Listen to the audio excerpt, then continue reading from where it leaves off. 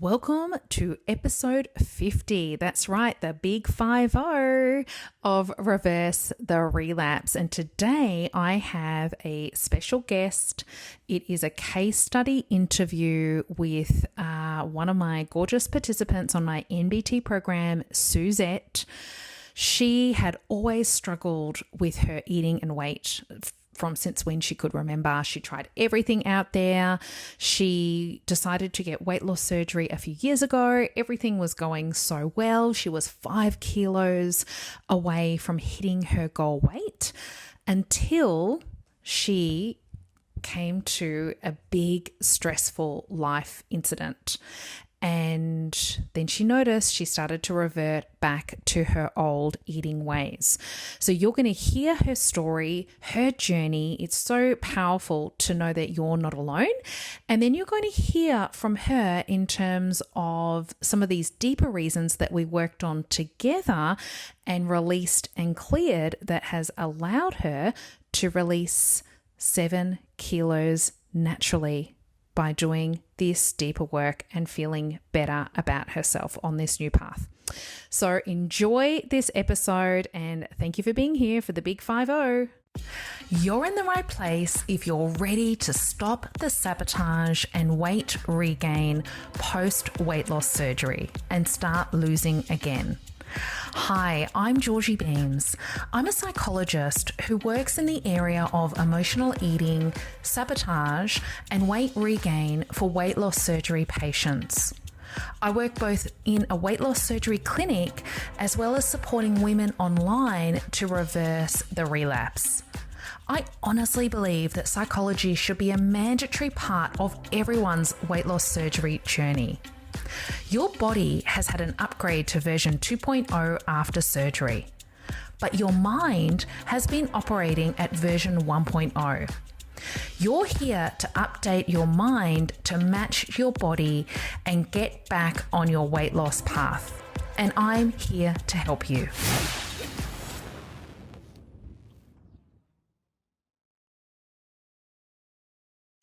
So I am here joined with a gorgeous Susette, and she started the MBT program approximately 3 months ago, had weight loss surgery. We're going to hear from her. We're going to hear a story about her transformation from her version 1.0 self to her version 2.0 self. Hi, Suze. Hi, Georgie. How are you? Good, thank you. So let's start with hearing a little bit about your journey with your eating and weight. Sure. Journey started for when I was a child. Always been a bit of a chubby kid, a little bit genetic to be overweight as well. I was the youngest of 3 children, and myself and my oldest brother were overweight, and my middle brother was a skinny kid. And I think it really started back in the day when my mum would sort of serve different food to me versus what she would serve to my brother. And so that sort of triggered a lot of things in me.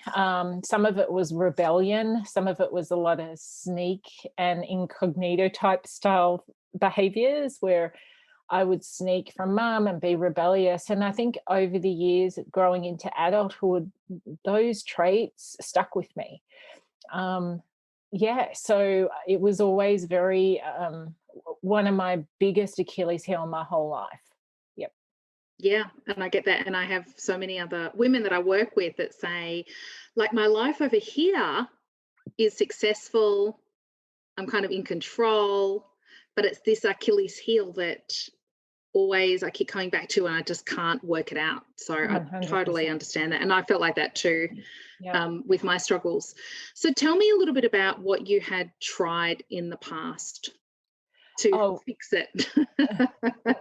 I mean, these things started, I suppose, weight management consciousness started when I was very young because of what mum drove into me. You know, she saw that there was going to be some extra tires in the tummy or extra, leg fat or whatever, baby fat that never went away. And so there was always, since I was in probably, I'm going to say primary school, some sort of weight contingency plan. On and off diets my whole life. It was just what I knew. I suppose, I think in fairness, knowing what I know now after your program, it became my identity. It became what I knew to do. So it was lots of yo-yo dieting. What I tried was everything from Weight Watchers, you could name it, to vision exercise training programs, to every kind of fad diet under the sun, everything. I've since found a lifestyle that works for me, and in as far as eating and my way of life. And then in conjunction with the work I've done with you, Georgie, that sort of really took it over the edge and brought a lot of things to surface, a lot of new identity issues and realities which came to surface, which I've been really happy to try and tackle. Yeah, well, we'll unpack that in a moment, but Yeah. let's start with hearing about your weight loss surgery. So when did you get surgery, and tell us a bit about that experience? Yeah, so my experience was a little different, I suppose, from the regular weight loss surgery patient. I was living in the US in 2014. My first insight came from my best friend, one of my best friends who actually had weight loss, didn't tell anyone, had the surgery. And then all of a sudden, so many months later, I saw her and she had just lost a phenomenal amount of weight. And she was my buddy. You know, she was always yo-yoing up and down with me. She's the one who could always relate to me. But all of a sudden, she made this major change. And I'm like, oh, I want that too, you know. Mm. And so, but I had moved to the US. I didn't have any healthcare plans or over there, but we had arranged that her doctor, who was in the Gold Coast, was willing to do the surgery on me, but there was a caveat. And that was, it wasn't part of a center, a weight loss center that had all the holistic approach to the whole surgery service. So no psychological, no dietitian, no all that.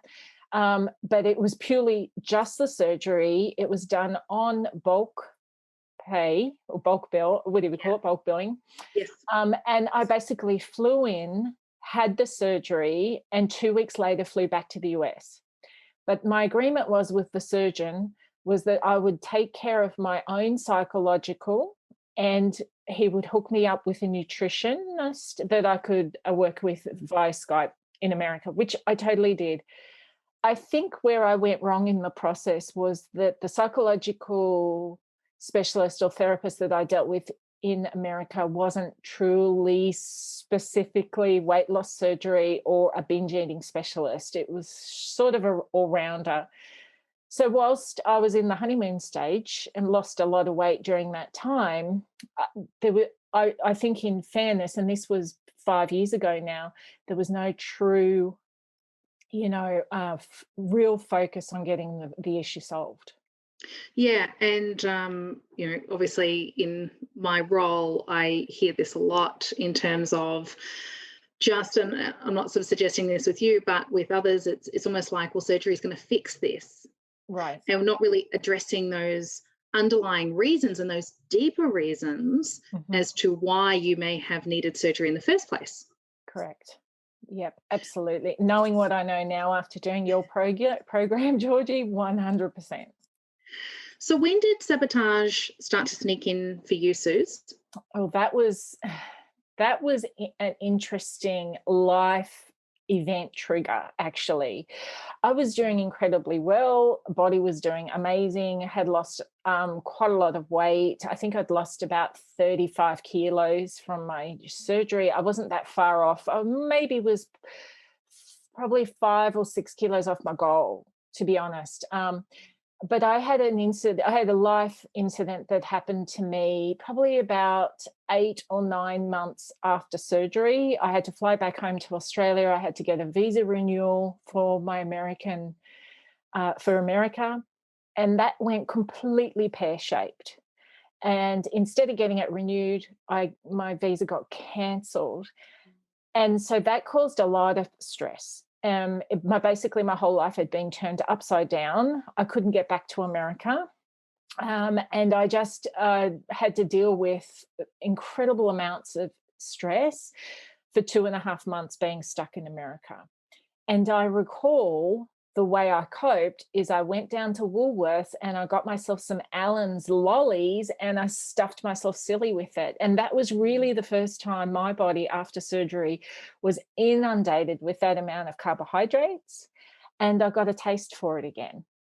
So when I got back to, finally I got back to America, it all worked out. I got back to America, but that was the beginning of the downslide for me. I got a taste for it. As much as I tried to get back into life, it was a hell of a, I suppose, a dislodgement in my life, causing me to have PTSD over it. And so what did I know best? Well, food was my comfort, and that was the way that I could cope through going through all that overlag of anxiety. Yeah. So as the years went on, I would put on weight. I'd then go on some more diets, lose weight. So 5 years later, here we are today, where I had put it on again, had another major life event happening, and on went the weight again. And that's the thing, is that life is always going to throw us those curveballs. There's, like anything, there's going to be ups and those downs. And that old way, that version 1.0 way, we're susceptible to going back unless we've actually upgraded our mind to version 2, which is going back to what's known and comfortable and familiar, which are the lollies and, the chocolate and whatever else it might be. Yeah.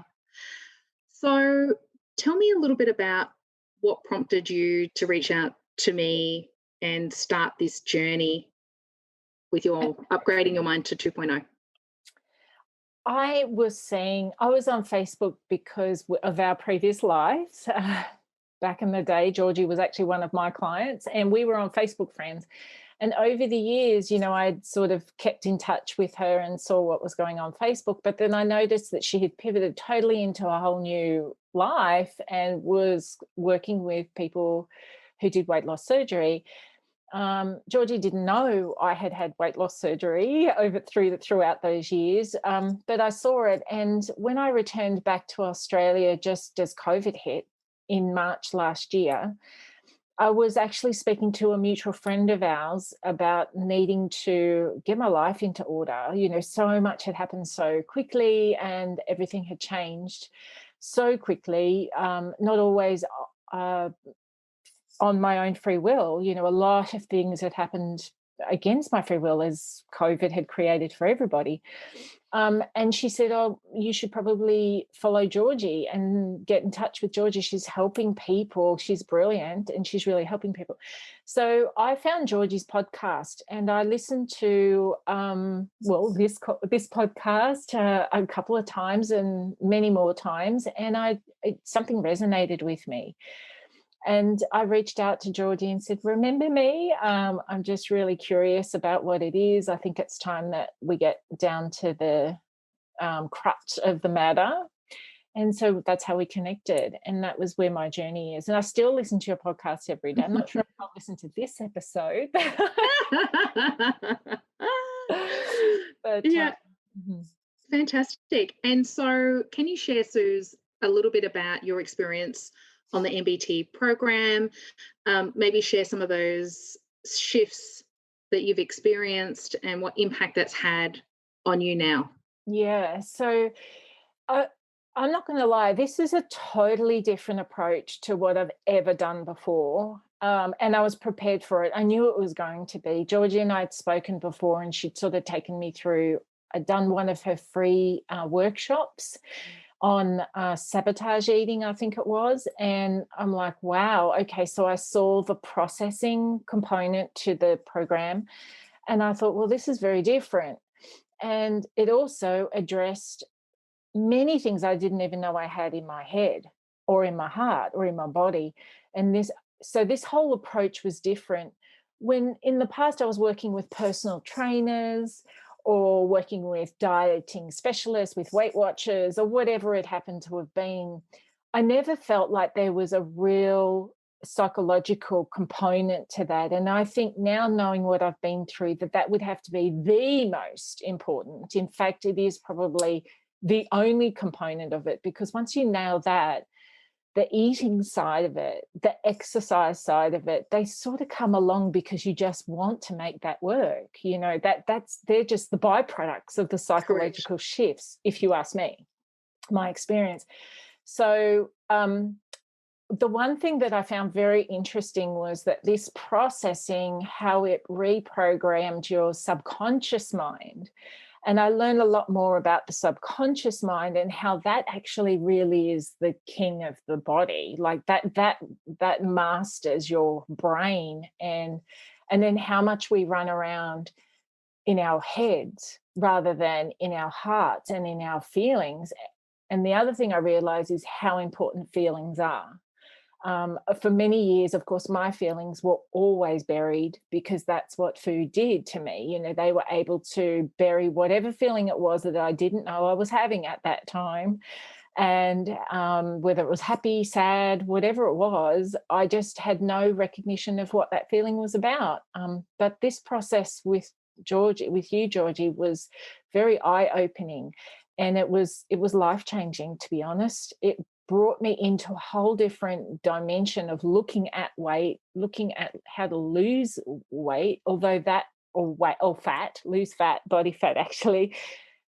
I think now, in fairness, that's the byproduct, because moving forward, I think I've got a much healthier mind, a much healthier way of living, and also now how to process feelings. And so this subconscious way of processing the feelings is what was integral. I can see that now, and I've experienced that now, and how important it is. I think for so many of us, and so many listeners can really relate to this, is that we've been using food as a way to numb out, to stop feeling, to stop thinking. And surgery doesn't stop that. No. You hit the pause button in the honeymoon stage, hoping and praying that you're going to stay there. And then the old ways can start to sneak back in, because that is what is comfortable and known and familiar, and probably been going on for 20, 30, 40, 50 plus years. 100%. And it's a habit that you never realized I had. Yes. This is the thing about it, is that it was so out of awareness of it. And then I realized it was really the key. If you don't master your brain, I have a saying, if you're in your head, you're dead. Because if you don't master what happens in your head and take it out of your head and bring it into your feelings and your emotions and your bodies, can you ever, in my opinion, and I'm not a psychologist, but from my experience, can you ever really, truly understand what it is you're experiencing? And this program and truly living life, because you can't live your life in your head. Like, it's not actually, you're so disconnected that you actually aren't really living. You're not engaged in the present moment, which is actually living life. Yes, 100%. Yeah. Yeah. So tell us, Suze, a bit more detail about some shifts that you found now with your eating, exercise, weight, whatever that looks like for you as a result of doing this important work. So when I started to work with Georgie, it was a consolidated effort with a number of other programs I was doing on the side. But the one thing that happened to me during this process and time was something that I could absolutely 100% put it down to the work that I'd been doing with you, Georgie. And what happened, I'm going to say, I think it was about 2 months into the program. And I found out some information that disturbed me terribly. It hit my heart. It was a family member who had already been a cancer survivor, and we'd found out that it had come back. Well, it was likely to have come back based on the initial tests that we had. And as soon as I heard that information, it instantly dropped into my heart and my stomach. I felt really, really, really sad. And it impacted me emotionally so bad. And what I knew and what I observed, and I remember saying this or writing you an email, Georgie, saying, wow, okay, this is different. Because like what happened when I got stuck here in America, from America and stuck here in Australia, was that my initial reaction would have been going straight to food, go straight to the supermarket, Get the lollies. get the whatever I wanted. And to be fair, I would have done that too this time round had it not been what I had been processing, because what I did instead was I felt these emotions and I said, gee, I'm sad. I'm really upset. No, this is so unfair. She's 20, not even 21 yet. This is not fair. So I had all these emotions going on, and I walked to where the kitchen pantry was, but I stopped and I said, hang on a minute. And I can tell you my complete conversation in my head with myself was, wait, why does your body now have to be quote unquote punished or suffer with extra calories just because you've heard sad news today? And that to me was the biggest aha moment I've ever had in my life, because I have never stopped to ask myself that question. And only through the processing work that I do know that that's why it happened. And I did not go and get extra food. And for the next 3 or 4 days, I journaled about that. And I said, why does my body have to be the scapegoat or suffer just because it's carrying a heart that's sad, but the hips and the fat around the heart, why does it have to have more fat just to be able to cope with that? So to this day, that has completely been a major shift for me. 100%. I still think of that when I am happy or sad, and I barely even think to have to go to food now, because now I stop and think, okay, what am I feeling and why am I feeling and what can I do about these feelings other than food? So that was, that was life-changing. Yeah. And free, like I'm hearing freedom. Yes. That you don't need to white knuckle your way through cravings. You don't have it to be so consumed up here like the old ways, the version 1.0 ways. It's just freedom, it's calm, it's dealing with whatever comes your way in a new way. Without it, I'm not perfect. This is No going one to is. this is going to be a lifelong journey, and that's something I think people need to understand. It was a pivotal moment in my program, but it was enough for me to stand up and pay attention and observe why that happened and what's different now. And next time around, I might just go for that binge, but I'm 100% aware of what I'm doing it, and hopefully now I'll be able to pull it into control a lot more, because those feelings are what the most integral part of it is, to understand them and recognize them. And before, I never had them. I mean, I was human, I had a heartbeat, but I never understood its relationship to food. Yes. And how that food, of course, then ultimately impacted my body shape and my body and my systems and everything in that. So, yeah. It's still a journey, but 100% a massive difference, because since I've started working with you, Georgie, I've lost 7 kilos. Oh, wow. I didn't even know that. Yeah. So it's been a holistic approach, but it's been successful for me, that's for sure. Yeah, amazing. Mm-hmm. So, Suze, just to sort of wrap up, what would you say to a listener who is either considering surgery and they're concerned about the sabotage, or they've had surgery and they're in the old eating habits have snuck back in? They're either doing what you did of trying the different diets, etc., or maybe they've just given up. It's just too hard, given up on themselves. What advice would you give them about doing this type of work?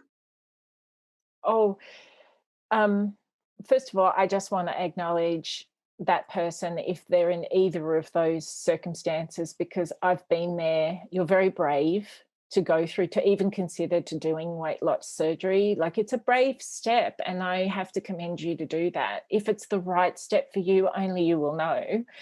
But I think it was the right step for me, regardless of putting on the weight after the thing. It was a tool that, for me, I desperately needed in my life, and it's still a tool I use today, 5 years later. Even though my stomach's expanded a bit, I still have an off switch, which I never had before. So from a physical standpoint, I commend you. If you choose not to, great. If you choose to do it, great. If it's the right thing for you, go ahead.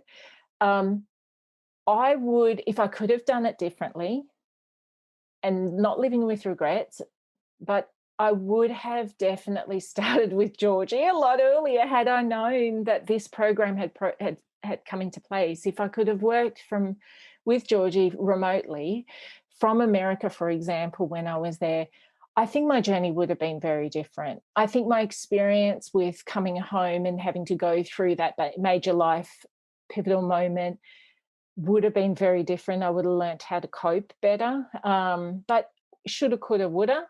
Yeah. So if I'm going to say that today, moving forward, this program for me has been life-changing. It has been the secret key that I didn't know even had to be unlocked. And psychological side of things, after trying the physical, working with the trainers, working with diet specialists who are not psychological experts, and you're just band-aiding a weight loss. You might do great. You might lose 20 kilos, but unless you've got that psychological side of it nailed or at least addressed and worked on, then in my opinion, it will always come back. Because part of this process is really, truly learning about how to love yourself, but how to know yourself better. And once you know yourself, you know how to love yourself better. So you know how to treat yourself better, and you know how to feed yourself better, and you know how to exercise better. And it's a whole systematic approach. So I would say definitely make sure that there's a psychological component to your recovery, and then ultimately to your success, like to your journey. It's without a doubt the secret key. Well, thank you, Suze. Thank you for today and sharing your story, allowing us to get a glimpse, and thank you for your honesty. I think it's so important that we normalize the ups and the downs, but also show a new way for many people, particularly if they are looking in the wrong areas, to show that you can change. Because I think there's that whole failure story that many weight loss surgery patients have, that nothing will work for them. Yeah. And yet it can. But you also have to go in to the program with a true sense of enough pain in your life to want to make a change. And if you don't have that, like if you haven't hit your rock bottom and you haven't got your pain and your deep desire to change, then whatever program, I believe, sorry, Georgie, but whatever program anyone embarks on, it's not going to work. It's got to have your complete, got to be ready. Yeah, it's got to have your complete commitment. Yeah. And your commitment to do the homework, to do the extracurricular activities and the process, and really just dive in, because if not worth it. Not worth it. Go in, be committed, and really want to make those changes, and you can get some amazing results. Well, thank you so much, Suze. Pleasure. Supporting you and seeing you shine. Yeah. And I look forward to seeing what the future holds for you as your 2.0 self. Thank you. Thanks, Georgie, too. It was amazing. I really appreciate it. You're welcome. Thanks, Suze. If you loved the content in this podcast, you have to come and check out my one-on-one coaching program. We work together for 3 months to get you back in control and change your relationship with food for good. Now, I only have limited places available every month, so go to my website and click Work With Me. That's www.georgiebeams.com. See you over there.